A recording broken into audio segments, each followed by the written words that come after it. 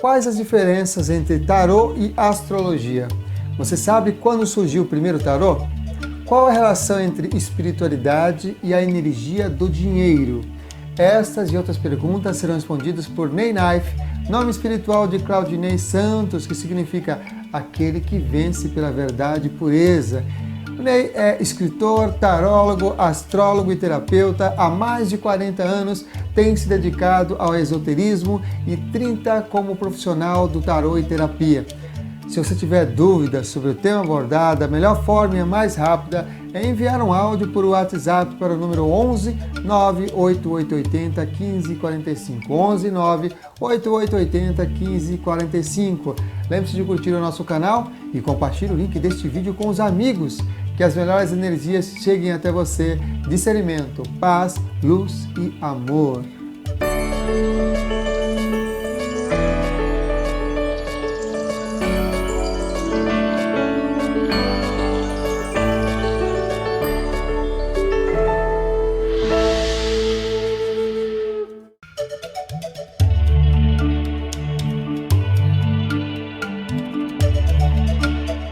Acredito que a grande busca do ser humano pelo oráculo não é recente. As pessoas falam, isso é modismo.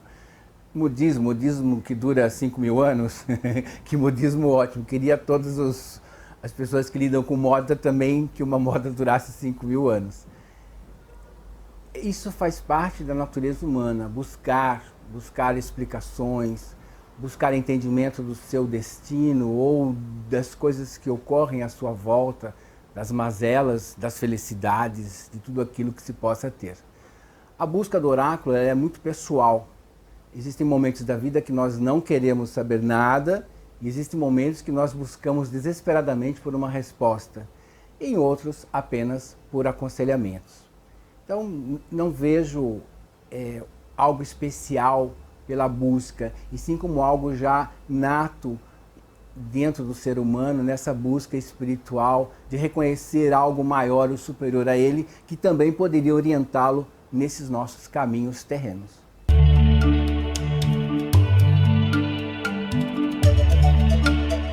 Esta é uma pergunta até muito interessante, porque embora diga-se que o tarô surgiu nos primórdios da civilização egípcia, Atlântida, há muitas teorias sobre isso. Mas, de fato, nós não encontramos nenhuma carta, nenhum simbolismo, nada que conecte ao tarô como nós o conhecemos a partir do século XIV, século XV. Nós temos registros que os primeiros tarôs surgiram por volta de 1390 a 1450 no norte da Itália. Isso é a parte histórica do tarô. Não só nós temos o tarô mais antigo preservado, é o tarô de Visconti Sforza. Você encontra ele hoje em museus, aqui é uma reprodução fiel ao baralho, e você encontra ele em vários museus do mundo para você apreciar a belíssima arte que ele é todo pintado a ouro, porque isso é um detalhe interessante. Os primeiros tarôs, eles eram pintados à mão, não existia a imprensa, como nós conhecemos hoje, que você pode publicar tarô a qualquer momento, a qualquer hora. Então era muito mais difícil, pertencia a grandes famílias, porque era um trabalho muito caro.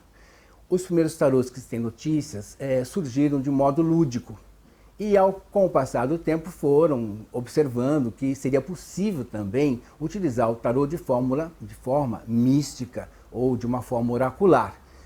Os primeiros que nós temos notícias, realmente eles não fazem parte da cultura egípcia ou de uma cultura mais antiga por causa do simbolismo.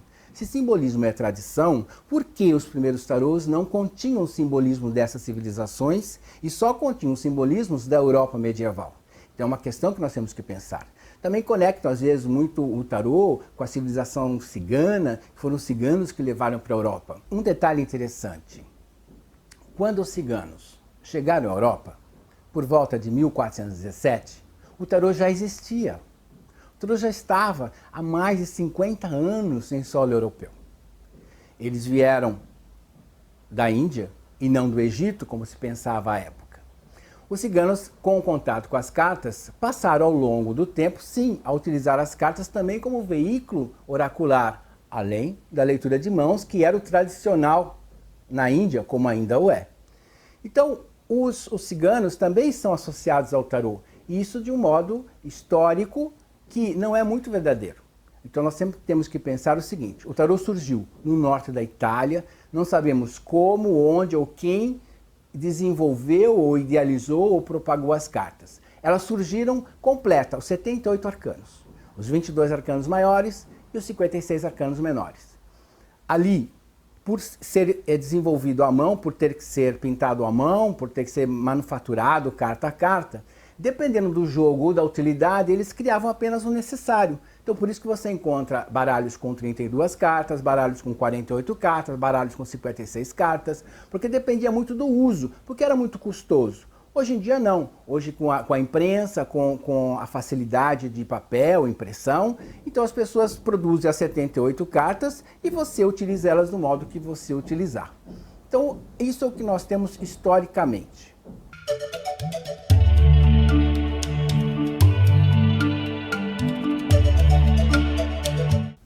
Tá aí uma pergunta interessante.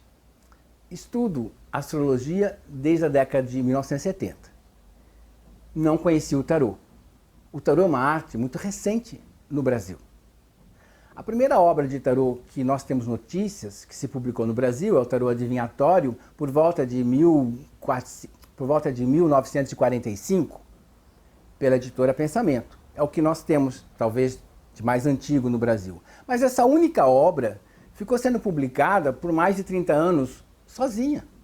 Então, poucas pessoas davam interesse a essa arte. A astrologia era muito mais desenvolvida. Então eu estudava astrologia, como muitos esotéricos à época estudavam. Em 1978 surgiu então a primeira revista, a revista Planeta, falando sobre o tarô, mas o tarô de Marsella, sobre um outro tipo de tarô, que não era aquele que nós tínhamos conhecimento. Trazendo então um conhecimento totalmente voltado à leitura e à interpretação do tarô, que nós não tínhamos aqui nenhuma literatura a respeito. Então a revista nos possibilitou conhecer uma arte de um modo diferente. Eu me lembro que eles também, com a revista, vinha um baralho gratuito, que foi inclusive reeditado até 1982. Então nesse período de 78 a 82, foi quando o baralho, o tarô de Marsella, começou a entrar no Brasil de forma popular. Não que algumas pessoas já não conhecessem, claro que quem gostava de esoterismo poderia já conhecer o tarô, mas eu estou falando de modo popular, de modo que todo mundo tenha acesso, de modo que todo mundo saiba do que se trata. Tive contato também. E quando eu comecei a ler sobre o tarô na revista Planeta, e quando eu passei a pegar as cartas, a manusear, ia fazer lá os testes, enfim, como que era o oráculo, como é que funcionava, aquilo para mim foi de uma facilidade tão grande, para mim, que sei que não é para outras pessoas também, porque cada um tem um dom. Eu achei aquilo muito mais rápido, às vezes, responder algo para a pessoa do que usar a astrologia. E detalhe, à época, na astrologia não tinha computador. Você tinha que calcular na mão um mapa astral que demorava 2 horas. Você calcular o mapa, os trânsitos, todos os graus, os aspectos, eram 2 horas mapeando. E o tarô embaralhava, escolhia em segundos. Então a resposta para mim era muito mais rápida para saber de uma situação, de um plano, de uma área. Então eu passei a estudar o tarô, me encantei pelo tarô. E deixei um pouco da astrologia de lado devido aos cálculos. Fazia, às vezes, para um cliente ou outro, quando necessário. E durante a década de 80, então, tive contato com outros tarólogos que começaram também a estudar o tarô. Começaram a ser publicados mais livros de tarôs durante a década de 90, foram 5 livros durante a década de 90. Hoje nós temos 100 livros em catálogo, então tivemos um avanço muito grande. Olha, era um livro, foi 5 livros na década de 1980, 10 livros na década de 1990 e hoje nós temos 100 livros. Então nós temos realmente hoje muitas pessoas estudando e querendo usar o tarô. E por causa dessa facilidade eu passei a transferir o tarô, a astrologia para o tarô. E somente na década de 1990, quando surgiu o computador, os programinhas de cálculos rápidos de mapa astral, mapa natal e progressão, foi que então eu voltei para a astrologia. Então hoje eu trabalho tanto com a astrologia quanto com o tarô, mas o tarô é o meu carro-chefe, o tarô é minha paixão.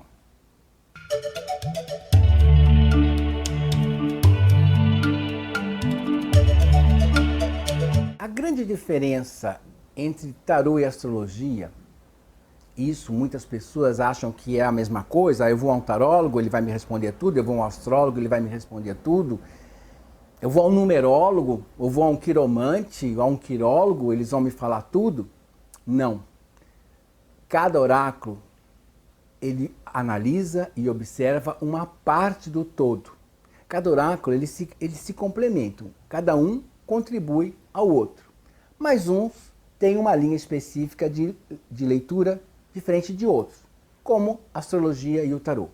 A astrologia, ela analisa o ser da pessoa, a essência da alma dela. O que está realmente sendo desenvolvido ou o que ela tem que aprender no seu processo de vida.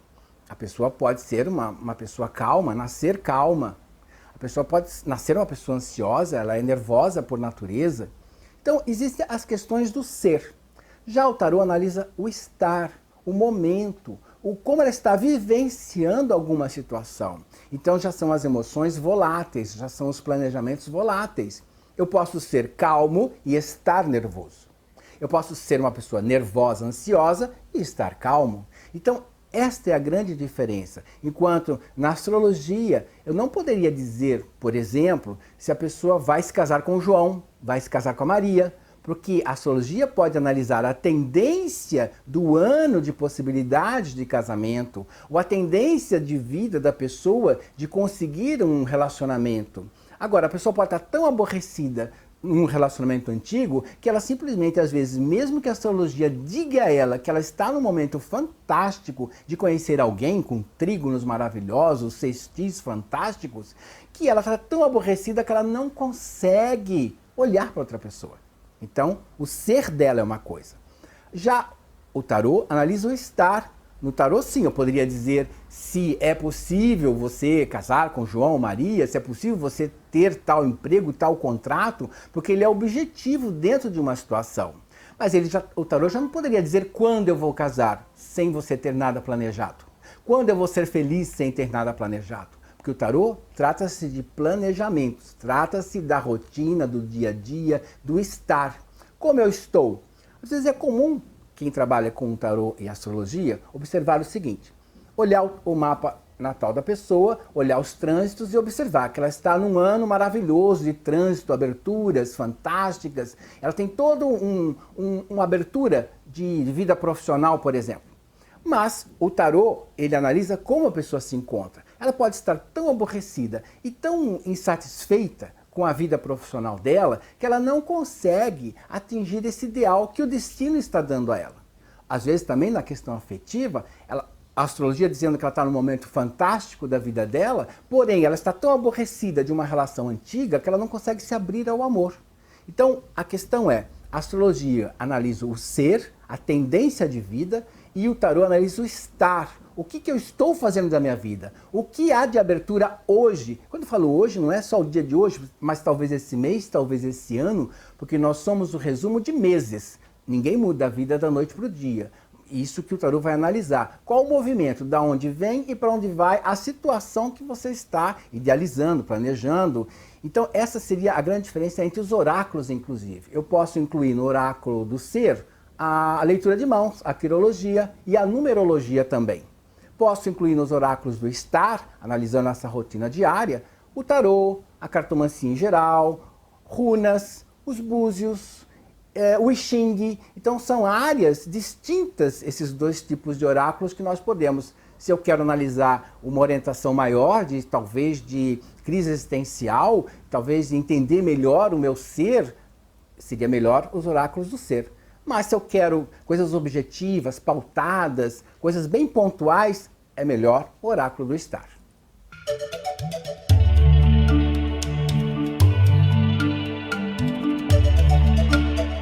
Ah, essa é boa.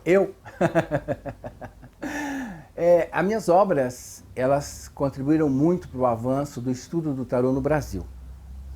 Ela é reconhecida como um divisor de águas. Todo mundo que leu minhas obras, estudou e que tem contato com elas, fala a mesma coisa. Eu recebo muitos e-mails, muitas cartas. As pessoas, quando me encontram, às vezes em feiras esotéricas, param para dizer a seguinte frase, e é unânime. Ney, depois que eu li essas obras, eu vim a entender todos os outros livros de tarôs que eu não entendia. Inclusive, até tinha deixado de estudar tarô, mas por ler algumas coisas no seu livro me estimulou a estudar novamente o tarô e a compreender os outros autores. Qual é a diferença das minhas obras, então? É que ela está organizando o modo de pensar, ela sistematizou, ela organizou a estrutura, o pensamento de como se deve ler, de como se deve desenvolver, fala da história, fala de filosofia, fala da estrutura, fala de cada carta. Então, todas as minhas obras, elas têm sim esse peso muito grande nos estudantes do tarô do Brasil, porque ela deu bases para argumentar, discutir, analisar, criar. Então, existe sim essa demanda muito forte. E o que é mais engraçado é que muitos alunos de professores, alunos de alunos que viraram professores, acabam tendo uma influência da minha obra, às vezes mesmo sem nunca ter lido. Por exemplo, divisão dos 4 planos foi criado nas minhas obras, falar sobre os atributos das cartas foi desenvolvido nas minhas obras, falar sobre como devemos analisar o plano material, mental, sentimental e espiritual está nas minhas obras. Eu ensinei como fazer isso. Não que não existisse nas outras obras. Existe sim, mas eles não argumentavam como ler isso ou de que modo fazer a leitura correta. Então, a minha obra está cheia de dicas, cheia de instruções, muito pautada na pedagogia, todos os meus livros, para que a pessoa possa entender e realmente desenvolver a leitura. A grande obra e o grande divisor de água é a trilogia do tarô. O primeiro livro, que se chamava à época Tarô, Ocultismo e Modernidade, hoje se chama Tarô, Ocultismo e Simbologia. Não. Hoje se chama Tarô, Simbologia e Ocultismo. Essa foi a grande divisor, porque ele falava da estrutura, da divisão dos baralhos, porque as pessoas pensam que todo tarô é igual, da situação estrutural, filosófica e histórica. Então nós temos, dentro desse livro, por ele ser o divisor de águas, ele fez com que as pessoas compreendessem o tarô e vissem ele sobre um olhar mais estrutural, um olhar mais que a pessoa pudesse realmente saber como desenvolver a leitura das cartas do tarô.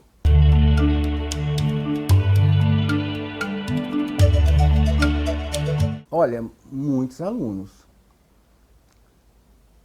Aí eu tenho os presenciais, porque eu dou aula profissionalmente, eu dou aula desde 1988.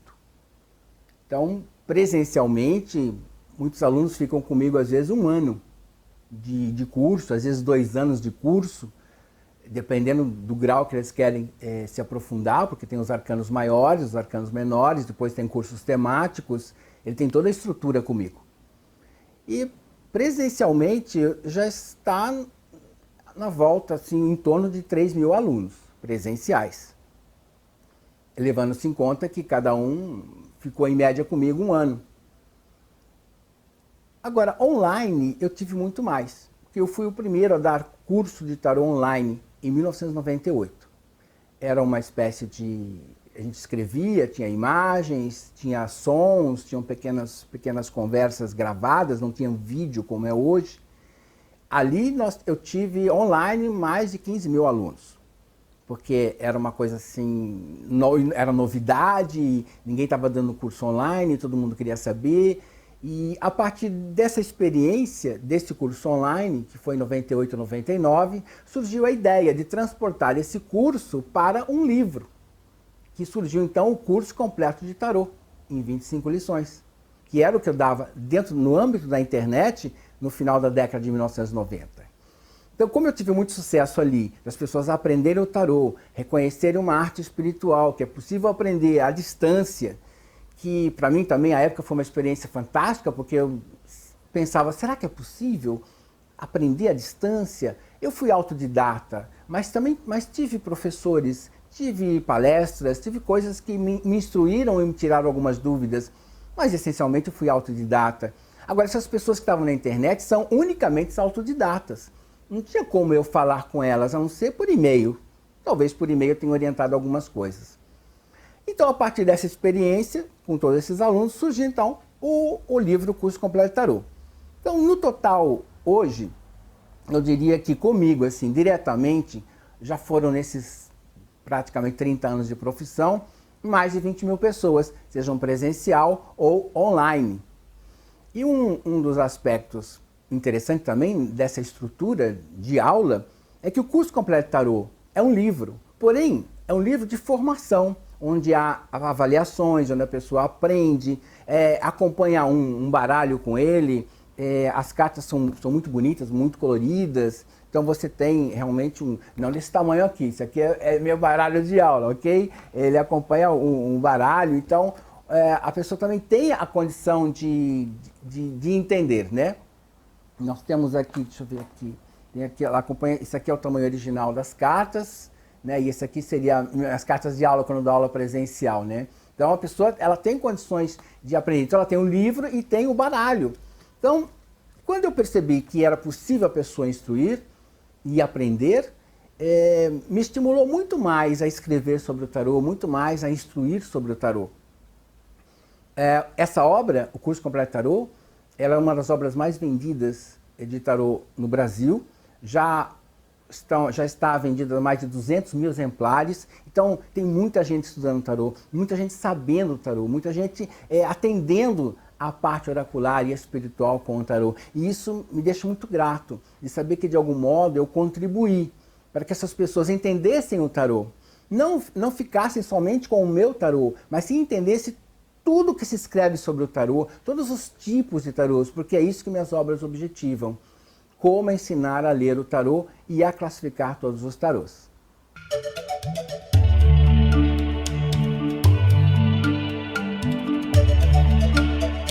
Olha, atualmente eu criei uma escola online. Como eu disse anteriormente, tinha feito a escola online na década de 1990 e suspendi para fazer o livro.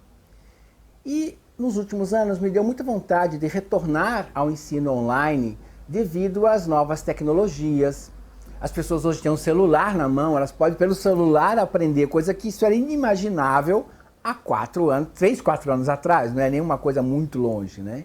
Hoje a tecnologia dos tablets também, então existe hoje possibilidades de ensinar de um modo mais direto, fazendo vídeos ou até ao vivo, coisa que não existia.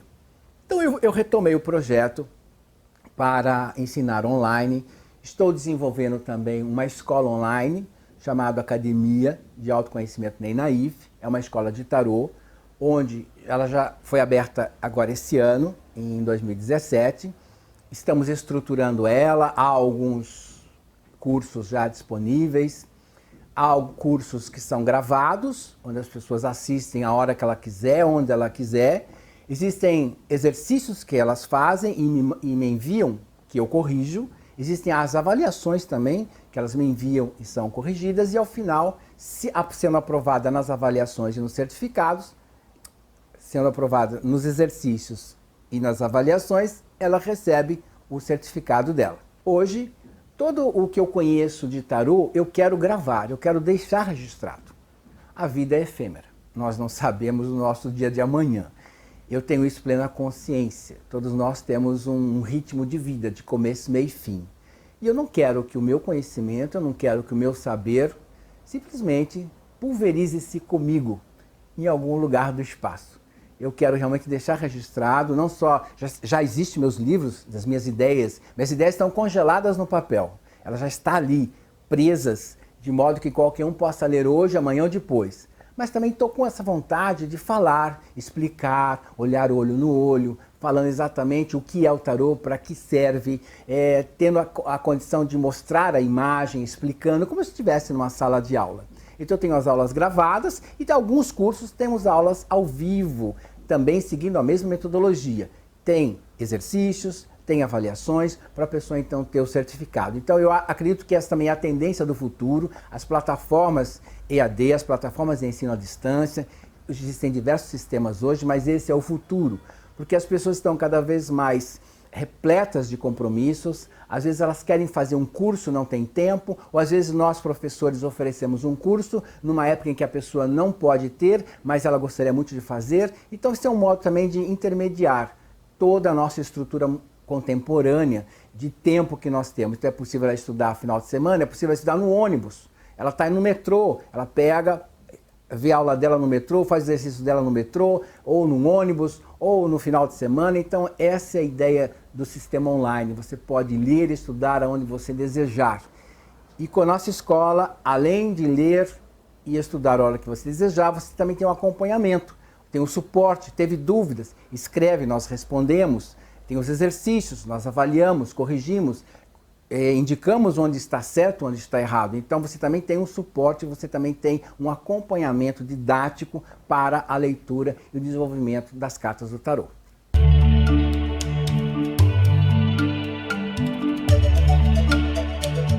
Eu sempre resumo numa única palavra e sempre é uma frase que eu coloco em todas as minhas mensagens. Espiritualidade, para mim, é amor. É muito comum todo mundo, quando eu me despeço de um e-mail, de uma mensagem, eu coloco todo amor para você. Amor para todos, porque isso é espiritualidade. É você amar o próximo. Uma coisa tão simples. Coisa tão simples de você retribuir ao outro a gratidão, falar com as pessoas, perdoar as pessoas. É muito comum as pessoas ficarem guardando sentimentos porque virou a cara, porque não respondeu, porque não curtiu aquela foto no Facebook, porque não respondeu ao telefonema, porque eu mandei uma mensagem pelo WhatsApp e ela não me retornou. Então você começa a criar, às vezes, um grau de sentimento negativo dentro de você, se esquecendo de transcendência, perdão, entender o próximo. Pode ser que ele não tenha visto a mensagem, pode ser que realmente naquele momento ele estava aborrecido com outra coisa, não quis retornar. Às vezes a vida não é justa mesmo, a vida é uma incógnita. Hoje estamos bem, amanhã as coisas começam a dar mal. Isso é a roda da fortuna na carta do tarô, isso é a torre na carta do tarô. Nem todos os dias são bons, mas também nem todos os dias são maus. Existem coisas que se alternam na vida. E entender essa alternância, ela é fundamental para você ter uma boa espiritualidade. É compreender o outro, é compreender sempre o que se passa à sua volta. E não falar por que comigo, por que só comigo. Porque também isso acontece com as outras pessoas. Nós ficamos muito preocupados com a nossa vida e se esquecemos da vida dos outros. Então, realmente, espiritualidade para mim é amor. Isso que me ensinou foi o tarô, foi estudando o tarô. Além da vida, do que a vida me ensinou. Porque ao estudar o tarô eu comecei a fazer um paralelo. O tarô, dizem, é autoconhecimento. Sim, é autoconhecimento para quem estuda o tarô. Para quem um consulente, um cliente que vá a uma consulta de tarô, para ele nós damos uma orientação, talvez uma ajuda a ele, mas não autoconhecimento. O autoconhecimento se dá para quem estuda. Por quê? Porque à medida que você vai lendo sobre as cartas, os arcanos, e você vai vivenciando a sua própria vida, uma separação, uma demissão, a falta de perspectivas, você vai associando a sua própria vida às cartas do tarô. E as cartas do tarô também, à medida que elas aparecem, elas também dão uma sequência, ensinam algumas questões. Por exemplo, saiu torre, depois a torre vem sempre uma estrela. Perdeu agora, novos caminhos se abrirão. Então, isso a gente vai aprendendo na estrutura do tarô, ao estudar tarô e também olhar para a própria vida. Então, a espiritualidade, a mim, ela surgiu não só por eu querer conhecer Deus ou participar de muitas religiões ou fraternidades, porque isso são aspectos teóricos. Então, eu li muito sobre religião, eu estudo muito determinados livros sagrados. Tá, você estuda, você conhece, você tem o conhecimento do livro sagrado, mas você tem o saber do livro sagrado? Você conhece o tarô, mas você tem o saber do tarô? Você conhece as pessoas, mas será que você tem o saber das pessoas? Então, a espiritualidade está no saber, está na síntese que você faz dentro de você, onde você absorve o conhecimento, leva para a sua alma, o seu coração e retorna ao mundo em forma de amor. Espiritualidade é amor.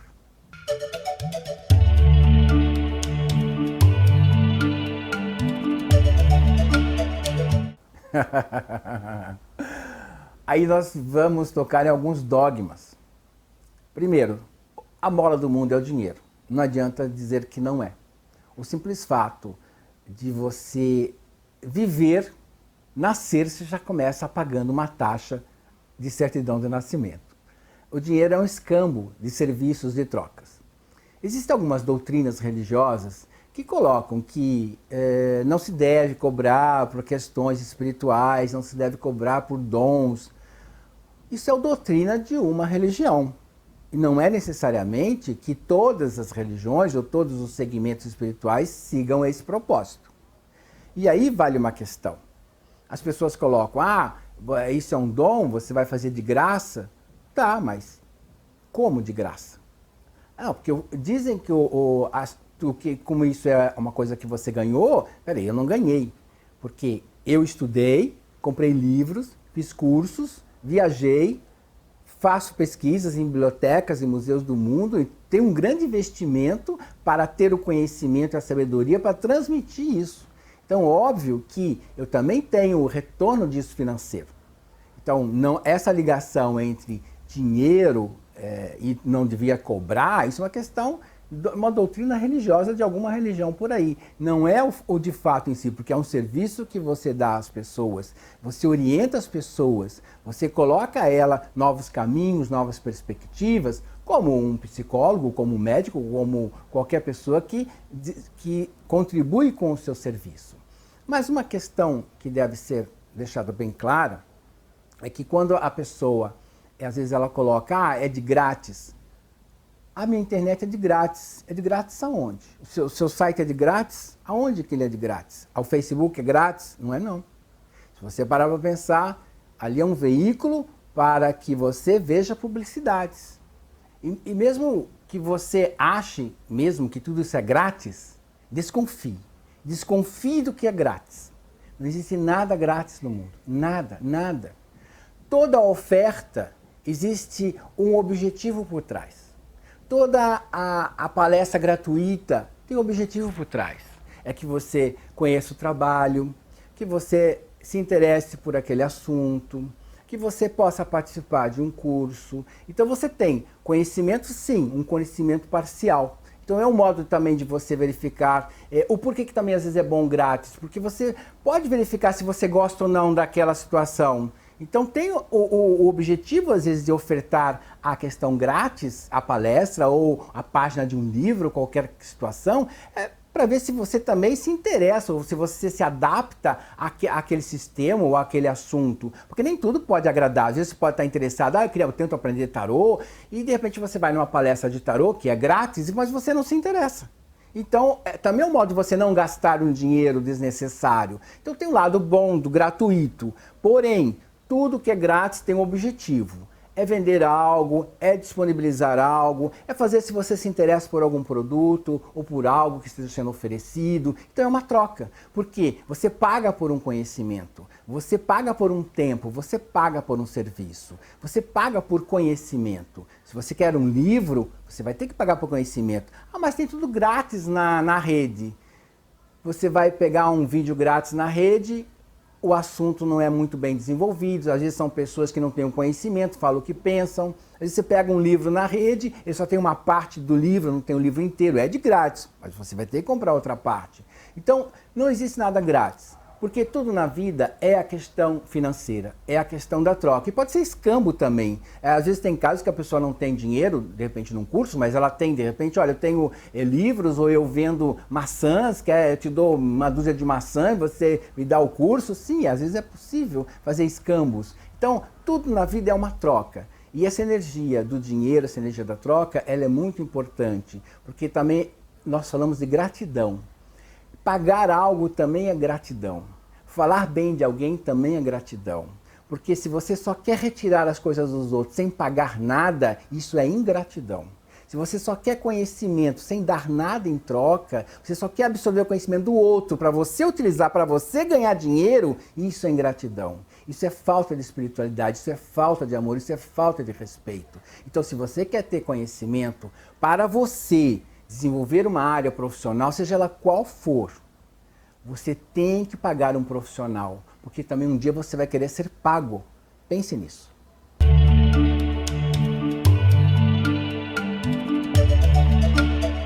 A prosperidade, ela está intimamente ligada ao seu estado, ao seu espírito, ao seu ser, à sua criatividade.